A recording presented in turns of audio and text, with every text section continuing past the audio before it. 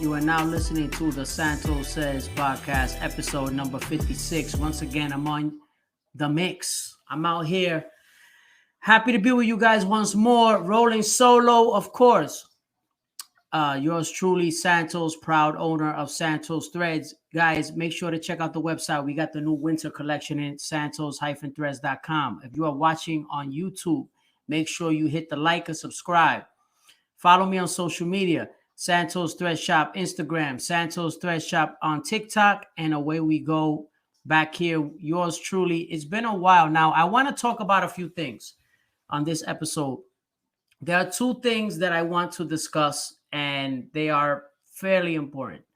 And so one of them being, number one, I want to address the state of the podcast. So that's going to be number one. I'm going to address the state of the podcast because I want to be transparent with you guys. I don't like to cut corners. I don't like to bullshit anybody. I like to keep it real.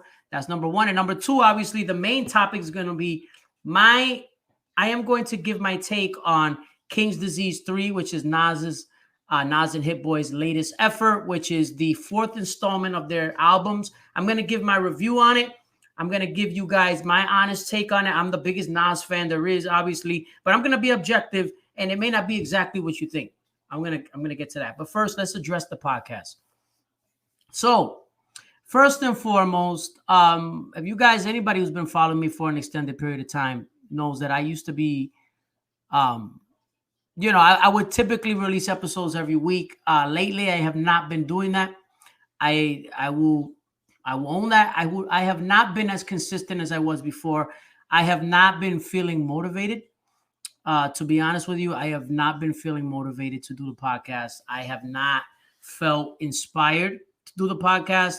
I'm not inspired. I have not been motivated. There were several guests that were supposed to come through, which we weren't able to get the scheduling right. Hopefully, one of these weeks I'll get some, I'll start to have some new guests on, but at the same time, I don't want to allow the timing or the coordination of having certain guests to hinder me from getting in front of this mic and doing an episode. So I decided to get back on this mic and record a new episode on my own, and I will continue to do so until I see fit. So I will continue to do this and produce this content, and I do appreciate everybody who's been holding out for episodes, waiting, and everyone who's always tuned in, whether it's audio, whether it's on YouTube, the video, whatever. So it doesn't stop me. I don't need a fucking guest to do a show, and I'm saying it like that. So with all due respect, obviously. But once we get some guests that we feel like are a good match, that we're able to align everything together,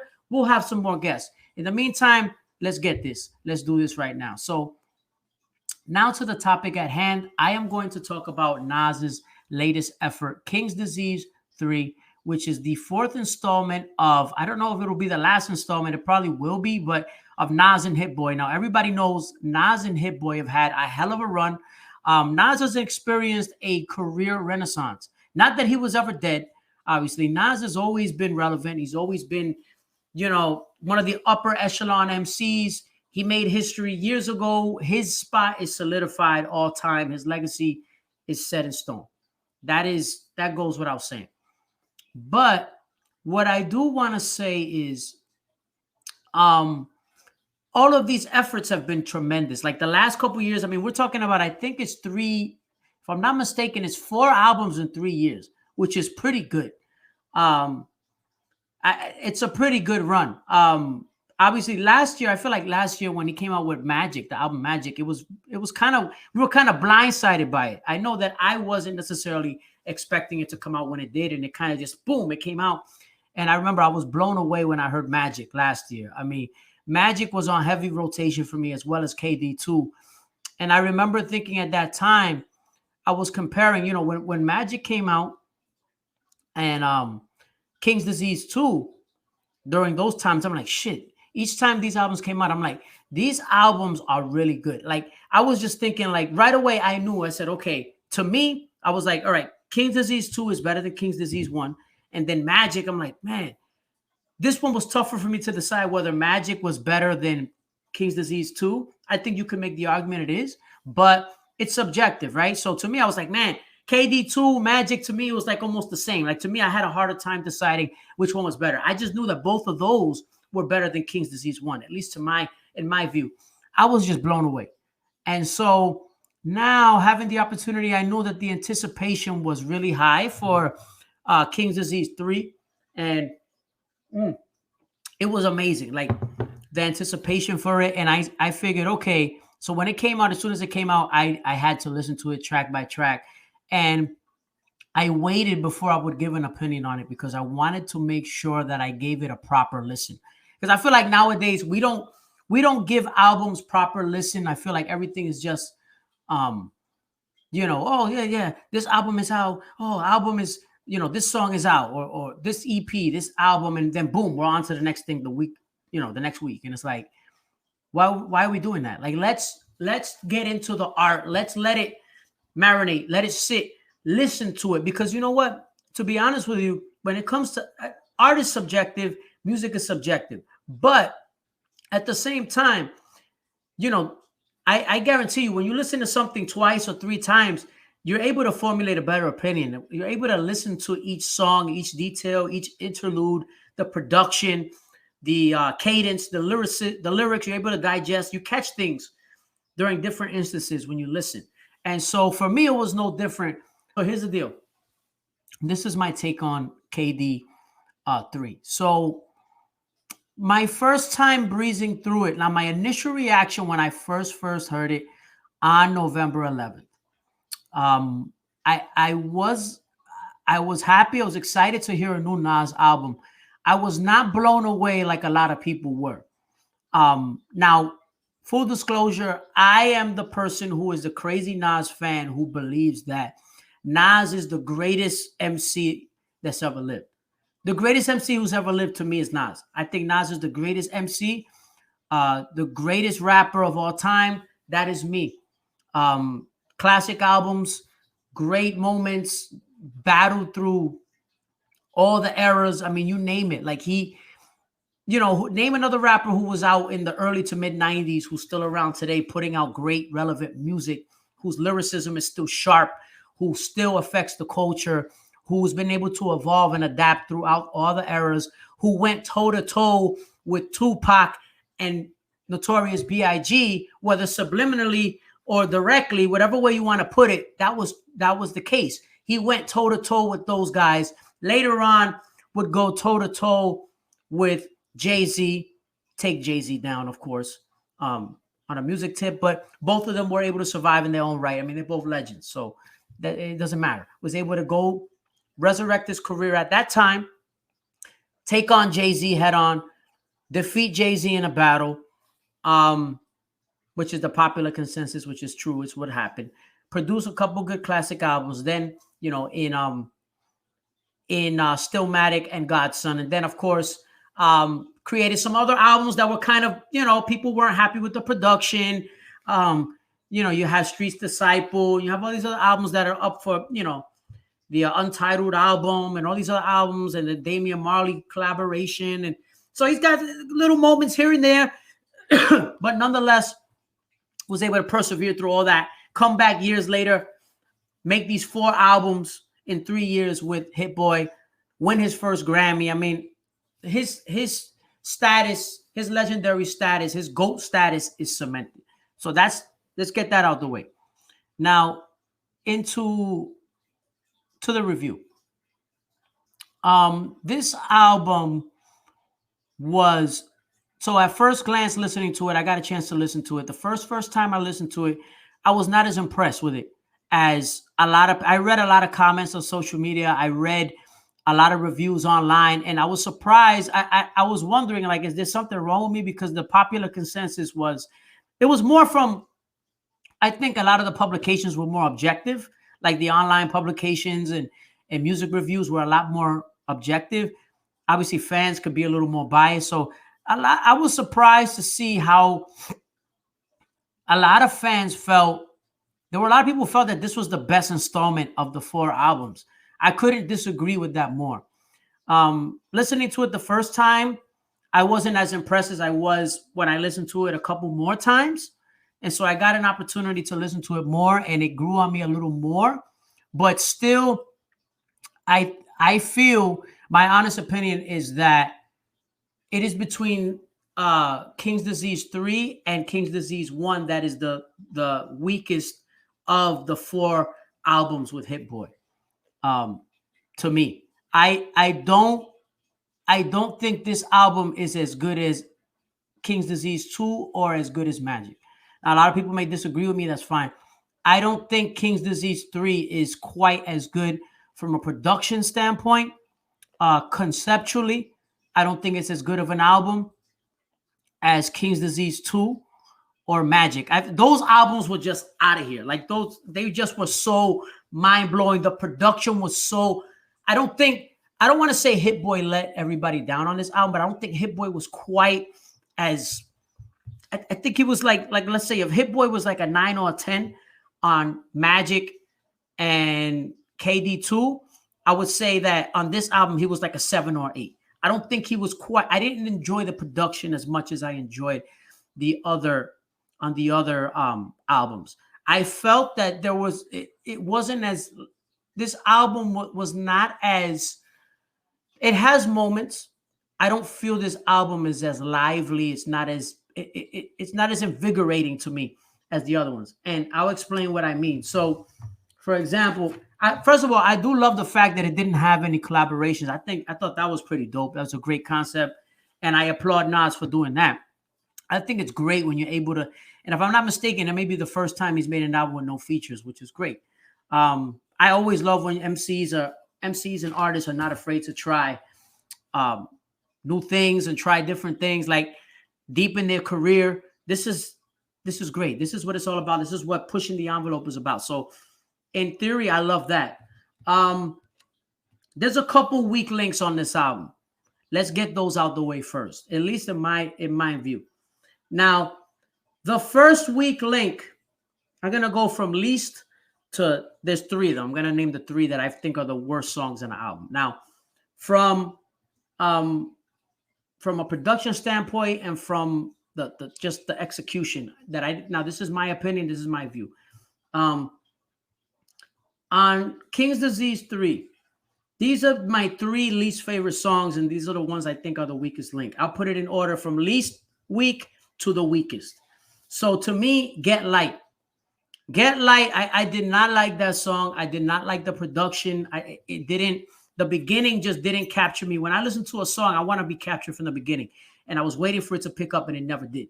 So it was just, it was a little stale to me. Wasn't my favorite. Nas obviously delivered lyrically, I think, as he always does. It's very rare that Nas does not deliver on a lyrical standpoint. So that was not what I'm getting at. What I'm getting at is just the combination of the lyrics with the sonically, it's not enticing to the ear.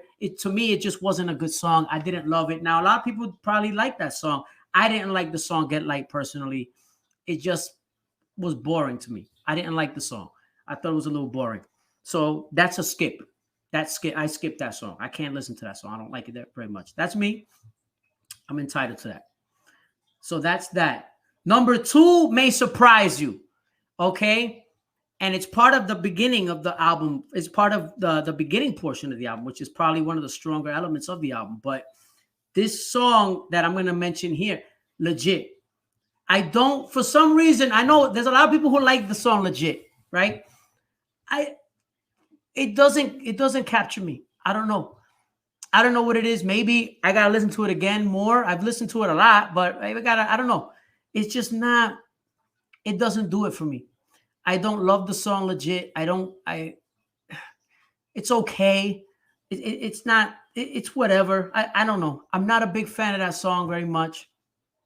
I like the lyrics on it. I think obviously the lyrics on the whole album are dope. The lyrics are not the problem. I just think the execution of this song is not, it doesn't do it for me. I don't like this song. And this is another one that's going to get skipped. That gets skipped. All right. And the last one, I think is more popular consensus. If you're being objective, let's be really objective. Let's see what you guys believe this. Let's see if we're on the same page here, guys. The last song the third song that I do not like, that I think is the worst song in the entire album, that shouldn't even have been on the album. Now, full disclosure, let's see. I'm gonna give a hint. I am a humongous New York Mets fan, and I heard this song, not this particular song, but the sample from the song a lot through the whole season. The famous, very good, excellent, dominant closer from the New York Mets, Edwin Diaz, played this song all the time. And so Nas, who I believe is a Mets fan at heart, sampled this. Hit-Boy and Nas sampled the Timmy Trumpet song on the song titled Till My Last Breath. And it was featured as an extra or a bonus song. Nas, you should have left that song off. Like, it shouldn't have even come out. This song is atrocious. I cannot stand Till My Last Breath. I think it's an awful song. Again, the lyrics are okay. The just this right here is a total failure by Hit-Boy. Hit-Boy was a huge swing and miss. I'm sorry, Hit-Boy. I love Hit-Boy. I'm a big fan. Till My Last Breath is that song is absolutely whack. Trash. Can't stand that song. Cannot listen to it. I can't even listen to the beginning of it. Now, maybe part of it is because I heard too much of that Timmy Trumpet song to begin with. Maybe that I'm kind of tired of that sample. That could be it. But just I think it was poor execution with the sample. I think it was lazy execution with that sample. Poor execution, very lazy sampling method for this. And I just thought that because of that set the tone in the wrong way for me personally on that beat. I thought it was a whack song. I can't listen to it. Till My Last Breath could have been left off of King's Disease 3. It doesn't belong there. It sucks. It's a bad song. Sorry. I pull no punches. That's it. I can't. I don't like that song. So let's get to the three songs that I really did like, that I felt were really strong songs, and which were the other ones pretty much I thought were pretty good. I thought he started off pretty well with Ghetto Reporter. I thought it was a great way to enter the album. It set the tone. Ghetto Reporter was a great entry point to the album. The beat, everything, great way to set off an album. Definitely a B plus to an A on the entry song. Second song, Legit, which I mentioned was on my top 3 that I did not like. It's a decent song. I don't think it's bad. I don't think it's an egregious song. It's not like as bad as like Get Light or Till My Last Breath, but definitely was not one of my favorite songs. This one I don't necessarily have to skip. I would prefer to skip it, but whatever, I let it go. The third song on this album the third song going into the album, track number 3, which was Thun. Thun was great. I love Thun. I wish Thun was the second song after Ghetto Reporter. I thought that would have been a great way to get into it. But nonetheless, Thun, and Thun is actually one of my favorite, is in my top 3 songs that I like, 3 favorite songs on the album. So Thun is there. No particular order. Thun is on there. The fourth track going into the album, Michael and Quincy filmed a video for it. Dope song. Love how he flipped the lyrics, the Michael Jackson references, the whole thing, the what is it? The outfits that he's talking about, all that shit. Loved it. I thought he flipped it wonderfully. Brilliant. That song, totally, really good. A minus. I thought it was a great track. Thun gets an A plus. A plus for Thun. Thun is an amazing song. Love it. One of my favorite tracks on the whole album. Thun gets an A plus. The next track after that is 30. 30 is a dope track too. I think it's really, really nice track. Dope. Super, super. Like the lyrics on it are just crazy. Love how he breaks it down on this track. 30, A. You get an A on 30. 30 is an amazing track. Love that track. It's up there. Hood to Hood. Dope record. Love the sample. Love the production. B plus. B plus to an A. Recession Proof, I didn't like that very much. I thought it was an okay track. Satisfactory. Not a bad. The beat is, again, I was talking about before with Hit-Boy. Hit-Boy had some real good hits on it. Like good, what I mean by hits are like he hit him out the park. Then he has a couple of swings and misses on this joint. Recession Proof was a swing and miss to me. I didn't love that record very much. I don't have to skip it. I could listen to it once in a while. It's okay. It's okay. That track, I give it a C, C plus. Satisfactory record. Reminisce gets an A. Reminisce is a tremendous song. Love the beat. Love the lyrics. Love the storytelling on it. Absolutely great. I think Reminisce is one of the best songs on the whole record. He gets an A on that. Serious Interlude, B plus. Love the storytelling. The beat really goes well with what he's talking about on the record. I think that Serious Interlude is I love the subject matter. It's not something typical that you would hear artists talk about, which I love about that. Originality, the whole thing. B plus on that. I'm on Fire is one of my favorite tracks. So in my top 3 so far, my personal top 3 on the album, Done and I'm on Fire. Those are my 2 that I really, really, really love. I'm on Fire. You get an A. Love the sample. Love how he ripped it. Love the flow. I thought it was a great, great record. And Hit-Boy knocked it out the park on that too. So goes well. This one right here, the next track now is one of my personal favorites. I'm gonna put it on my top 3 of the album. There's so many that I like that it's hard for me to make a top 3 from the album anyway. So so this one is the next track on the listing is WTF SMH. That record to me, see, I thought he could have made a music video to that. I thought that could have been a single. I think this song is severely underrated. Severely. Because a lot of people talk about the Quincy and Michael and the other ones, a couple of other joints or whatever. Maybe even I'm on Fire. But to me, WTF SMH, that sample, woof. It's actually, it's funny. Hit-Boy on this record, and I don't know what you guys think. Comment below if you're watching on YouTube or on social media. Let me know what you guys think. That record, the way that Hit-Boy flipped the beginning of that record, I would say the first 2 minutes and change, because I love how it switches. There's another part that he could have made a whole different joint with the second sample, which I loved as well. I loved how he flipped that. The first part of that song, the first half, right? The first half sample reminded me of a Timbaland beat. It reminded me of, there was some Timbaland there. It reminded me a little bit of Dirt Off Your Shoulder, Timbaland with Jay-Z, the Jay-Z Timbaland song. Let me know what you think about that. But that WTF SMA, like that was a hard joint. I love it. I love that sample. I think it's a great sample. I think it's a great song. And I love how he flipped it. The second half of that, the second half could have been a whole different song. I loved it too. That soul sample at the end where he's just rapping, and loved it. Great song, knocked it out the park, A+. Love it. Once a Man, Twice a Child, A. You get an A on this too. I love this song. This is on my top 3 songs that I like as well. I think I already named 4, so whatever. Top 3 or 4, that goes on my top. So my top ones that I like. So that's, I'll wrap that up in a second. So that's a dope song. Get Light, I put that on one of the ones I don't like. I'm skipping that. Don't like it. But Once a Man, Twice a Child, loved it. I thought it was a great song. Tremendous. Beef, A.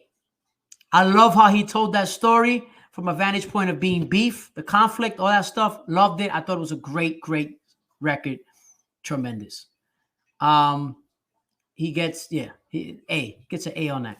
First Time was dope too. I thought it was okay. It wasn't as great as some of the other ones I mentioned, but First Time gets a B because I love his delivery on this, and I love how he broke down the different elements of stuff. I loved how he did that, the story. I think it was great. Don't Shoot, tremendous. I have so many songs I want to put in my top 3.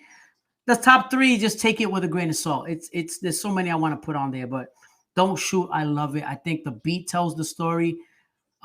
This is up there for me. A+, great story, great execution. Great record. I love it. I think it's great. So Beef and Don't Shoot, they both get A's just for the execution, the beat, the Don't Shoot could almost get an A plus just because of the whole vibe that it sets. I just think it's so well done and so greatly executed. And kudos to Nas for that. To My Last Breath, the bonus track, as I mentioned, I don't like it. D, F, whatever you want to mention. Horrible. Worst song on the whole joint. Shouldn't have even been on there. So just to recap, my top three, I'm going to make it 4 because it's hard for me. My top 4 songs in no particular order. Thun, I loved. I'm on Fire. WTF, SMH. I guess Don't Shoot. I love Don't Shoot. Once a Man, Twice a Child. So I just put 5. Whatever. Those are my favorite ones. But I mean, I also like Beef. I also like, Reminisce, Hood to Hood. Hood to Hood was dope too. I thought Hood to Hood was a pretty solid record as well. B or so. But yeah. So overall, out of a 10, on a scale of 10, King's Disease 3 gets I will give it a 7.5 out of 10. And the only reason I'm giving it a 7.5 out of 10 is because there are some moments where the production kind of lulls you to sleep. It's not, I think Hit-Boy let us down a little bit on this album. My opinion, overall, the production is very well done. I think from the Nas standpoint, Nas did it very well. He was lyrically sharp, told great stories. But I just think some of the production let us down. It was reminiscent a little bit of some of the older Nas albums where there was criticism on the production. So I think for whatever reason, Hit-Boy, there was some swings and misses on this album, production-wise, that kind of dampened some of the songs, I think. Overall, 7.5 to an 8 out of 10. And that's where I'm at on this album. As far as where it stands on the 4 albums, I'm going to rank the 4 albums with Nas and Hit-Boy. Number 1 to me, this is hard for me because I would say, you know what? I'm going to say this. The number 1 album to me is King's Disease 2. Probably King's Disease 2. Number 2 would be Magic, or you could tie. For me, it's like almost a tie virtually between King's Disease 2 and Magic. You can put them any order you want, but for me, it's 1 and 2, KD2 and and Magic. Number 3, I would put slightly, but very slightly, at least right now today. I don't know. I could change my mind tomorrow, but slightly, I would put King's Disease 3 in the 3rd spot. And then number 4 would be King's Disease 1 as far as the 4. So the top 4, KD2. Number 2 is Magic. Number 3, KD3. And number 4, King's Disease 1. So let me know what you guys think. What are your takes on this album? Did you like King's Disease 3? Did you not like it? What were your favorite songs? What were your least favorite songs? Let me know. Do you agree with me? Am I crazy? Let me know. Santos, you're nuts. Let me know. Comment below on the YouTube or hit me up on the social media, of course. Santos Threads Shop Instagram, Santos Threads Shop TikTok. And away we go. This was episode 56. I had a lot of fun doing this. And also, if you want, let me know what are your rankings of the last 4 albums by Nas, the Hit-Boy series. Let me know also. I'm curious to know your takes. And of course, don't forget to check out the Santos-Threads.com website. We got the winter collection. We got discounts. We got all kinds of wonderful things. Got merch, all kinds of things. Yo, check me out, son. That's what's up. And of course, as always, don't just say what you mean or mean what you say. Say it with your chest. Peace.